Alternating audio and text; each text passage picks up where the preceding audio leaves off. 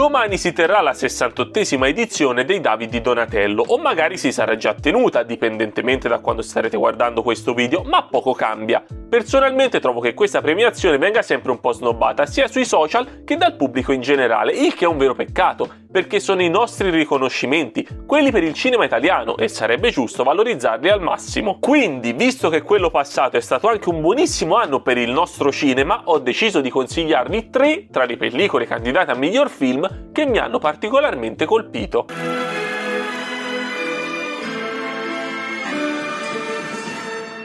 La prima opera di cui voglio parlarvi è Nostalgia di Mario Martone. Dopo 40 anni vissuti all'estero tra il Libano e l'Egitto, Felice Lasco torna nel suo luogo di nascita, il Rione Sanità di Napoli, che ha dovuto forzatamente abbandonare all'età di 15 anni. Quella che inizialmente doveva essere una breve visita alla madre si trasforma per l'uomo in un'occasione per riscoprire il proprio passato, che lo porterà a volersi trasferire nuovamente nella città, e da qui partirà poi tutta la trama che non vi sto a spoilerare. Il titolo stesso del film ci suggerisce chiaramente quale sarà l'atmosfera dominante di questa storia. La nostalgia è un sentimento complesso, molto particolare. Si può avere nostalgia di tante cose, un luogo, una persona, un'epoca, un periodo della nostra vita, fondamentalmente perché stiamo parlando del desiderio di tornare a un qualcosa del passato, per ricercare le stesse sensazioni che quel qualcosa era stato in grado di farci provare. Sfortunatamente però non è possibile tornare indietro nel tempo, e può capitare di non poter più ritrovare quella determinata condizione di cui eravamo in cerca. Quindi talvolta questo sentimento nostalgico è accompagnato da un velo di malinconia. La nostalgia è estremamente affascinante, ma anche pericolosa. Non ci si dovrebbe mai soffermare troppo. Ma all'interno del film tutto quello che ho appena descritto si percepisce? Chiaramente sì, altrimenti non starei qui a consigliarvelo, perché quella a cui assistiamo non è nient'altro che la storia di un uomo che cerca di riconquistare la propria identità. Felice è andato via da Napoli quando era ancora piccolo, tornato in quella che una volta era la sua città, appare adesso come un completo straniero. Non si ricorda più di alcune persone, ha totalmente perso il dialetto napoletano, addirittura non parla più bene l'italiano, ha un accento stranissimo e certi termini nemmeno gli vengono più in mente. L'unica cosa rimasta in lui degli anni trascorsi nel Rione Sanità sono i ricordi, ed è proprio tramite essi che Felice comincia a ritrovare se stesso, cercando di riagganciarsi al passato come se tutto il periodo trascorso fuori dall'Italia non fosse esistito. Seguiamo il protagonista vagare per le strade labirintiche di Napoli, perdendoci in esse. In questo modo il regista ci comunica perfettamente questa identità smarrita di cui parlavo in precedenza,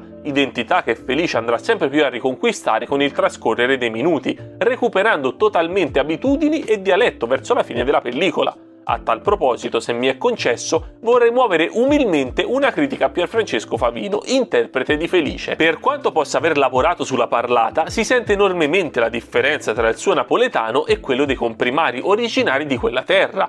Questo viene sì in parte giustificato da tutti gli anni trascorsi all'estero dal suo personaggio, ma forse per rendere al massimo ciò che il film voleva trasmettere sarebbe stato meglio un interprete partenopeo, ma d'altra parte, come disse il saggio Martellone, una volta ci stavano i ruoli per gli attori, adesso li fa tutti Favino. Passiamo adesso ad un film, se vogliamo, più leggero sotto determinati aspetti e divertente, come La stranezza di Roberto Andò. Luigi Pirandello si ritrova in Sicilia nel 1920 in occasione del compleanno dell'amico Giovanni Verga. Approfittando del viaggio decide di fare tappa ad Agrigento, sua terra natia. Qui scopre però che la balia che l'accudiva da giovane è appena morta e decide di trattenersi per i funerali. Questa disgrazia lo porterà alla conoscenza di Sebastiano e Onofrio, 2 becchini della città attraverso i quali avrà accesso a un microcosmo di personaggi e situazioni nei quali si immergerà progressivamente, e noi insieme a lui. Lo spettatore compie un vero e proprio viaggio al fianco di uno dei più geniali autori italiani in un mondo estremamente suggestivo,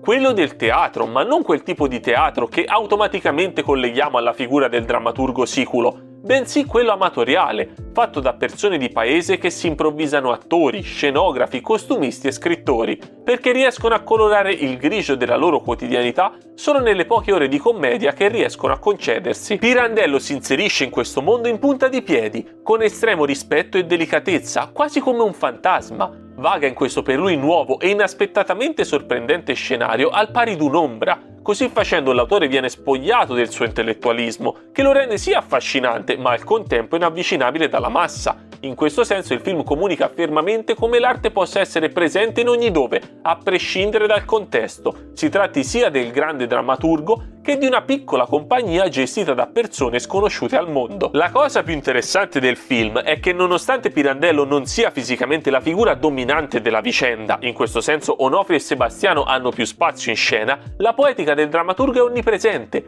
o meglio, non è proprio il pensiero pirandelliano a dominare, anche perché stiamo parlando di un autore estremamente complesso. C'è piuttosto un'atmosfera che domina costantemente, tipica delle sue novelle. A far da padrone è l'assurdo, o proprio come ci suggerisce il titolo, la stranezza. Se vi interessa sapere più nel dettaglio cosa ne penso di questo film, trovate la recensione completa sul canale, vi lascio il link qua sopra. E ora passiamo al mio ultimo consiglio, Le 8 montagne di Felix van Groeninger e Charlotte van der Merch. Pietro è un ragazzo torinese che inizia a trascorrere insieme alla sua famiglia le vacanze estive in un paesino semi-abbandonato tra i monti della Val d'Aosta. Qui fa amicizia con Bruno, suo coetaneo, l'unico altro bambino del posto. A causa di circostanze avverse, i due saranno costretti a separarsi per poi incontrarsi nuovamente diversi anni più tardi. Ho lasciato questo film per ultimo perché tra quelli finora citati è quello che preferisco, per svariati motivi. Prima di tutto perché anche se purtroppo non sono mai stato in montagna, l'idea di quel tipo d'ambiente esercita grandissimo fascino su di me, probabilmente perché ho sempre vissuto in un paesino sul mare e questa pellicola, mostrandomi lo stile di vita di quelle zone e paesaggi stupendi, è stata pienamente in grado di farmi respirare l'aria ad alta quota. In secondo luogo per i temi trattati. Questo è un film che parla del trovare il proprio posto nel mondo, del rapporto con le figure genitoriali, del rispettare i principi di vita propri e degli altri, giusti o sbagliati che siano. Il tutto filtrato attraverso l'amicizia di Pietro e Bruno. Un rapporto magnifico, costruito magistralmente attraverso immagini e silenzi, privo di parole inutili volte allo spiegare ciò che già viene rappresentato visivamente in modo eccelso. Questa pellicola parla moltissimo, ma non attraverso i dialoghi. Nonostante questi siano ridotti all'osso, riesce ad essere estremamente comunicativa, sia grazie alla forza della sua storia, ricavata da un romanzo di Paolo Cognetti, che per la messa in scena del duo registico. Una regia estremamente lenta, delicata, quasi rispettosa della montagna e del legame tra i due protagonisti, porta su schermo rapporti e situazioni spesso immersi nel silenzio, i quali spingeranno lo spettatore a porsi interrogativi sui personaggi e sulle loro scelte di vita, che si rifletteranno poi in domande esistenzialiste verso la propria persona. Per questi motivi Le 8 montagne potrebbe essere il film meno accessibile dei tre citati in questo video, anche per la durata, sono 2 ore e 20 che alla fine si sentono tutte, ma vi assicuro che ne varrà assolutamente la pena. Spero i consigli vi siano stati utili, potete cominciare a recuperare questi film già stasera o domani prima della cerimonia, ma anche se li guardate dopo non cambierebbe nulla. Non so dire quale di questi sia il migliore, va molto in base al gusto personale. Come detto, io ho preferito Le 8 montagne, ma se dovessi puntare le mie fiche per la vittoria di miglior film, scommetterei su Nostalgia, o magari alla fine quella statuetta se la porterà a casa una delle altre 2 pellicole candidate di cui non ho parlato nel video. Staremo a vedere.